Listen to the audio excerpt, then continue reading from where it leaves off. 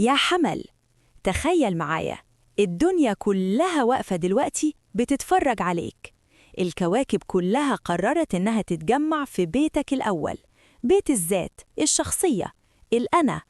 7 كواكب في برجك في منتصف الشهر. ده مش مجرد شهر عادي، ده برج الشهر، وإنت نجم الشهر بلا منازع.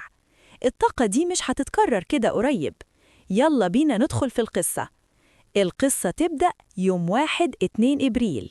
قمر مكتمل في الميزان بيفتح عينيك على العلاقات.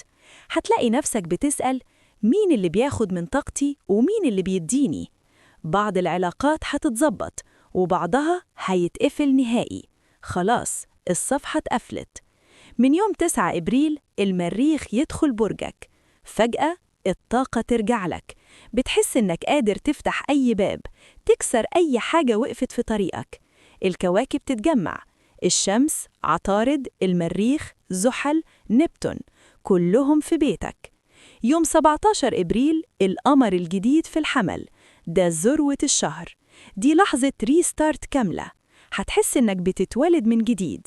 فرصة مهنية كبيرة هتظهر، ترقية، مشروع جديد، أو حتى تغيير جذري في الشكل أو الستايل أو الطريقة اللي بتقدم بيها نفسك للعالم. بس في شوية دراما في النص.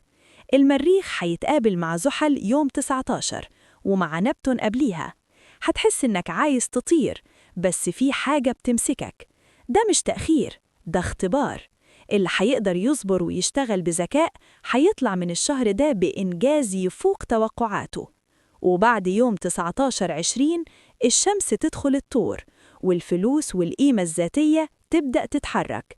يعني اللي هتبدأه دلوقتي هيترجم لفلوس واستقرار بعد كده. دلوقتي الجزء المهم: إزاي تستغل الطاقة دي وما تضيعهاش.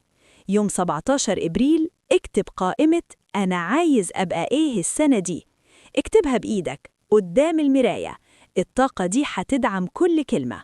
خد خطوة واحدة جريئة كل يوم من 9-25 إبريل.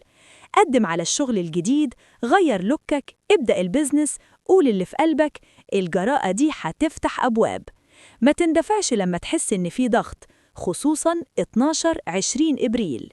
زحل بيقولك اشتغل ذكي مش بقوة.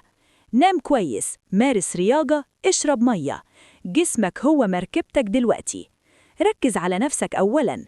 غير ستايلك، روح جيم، اعمل صور جديدة. الناس هتشوفك بشكل مختلف وده هيجيب فرص. بعد 20 إبريل حول الطاقة دي لفلوس. فكر في استثمار، زيادة سعر خدماتك، أو حتى طلب زيادة راتب. الطاقة هتساعدك. يا حمل، الشهر ده مش هيعدي عليك كده، ده شهرك انت. الكون بيقولك قوم، انت جاهز. اللي هيحصل هيكون بداية مرحلة جديدة كاملة، مرحلة انت فيها البطل.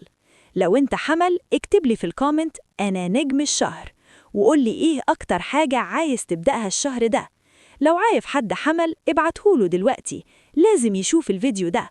اشترك وفعل الجرس عشان كل شهر نختار برج الشهر الجديد.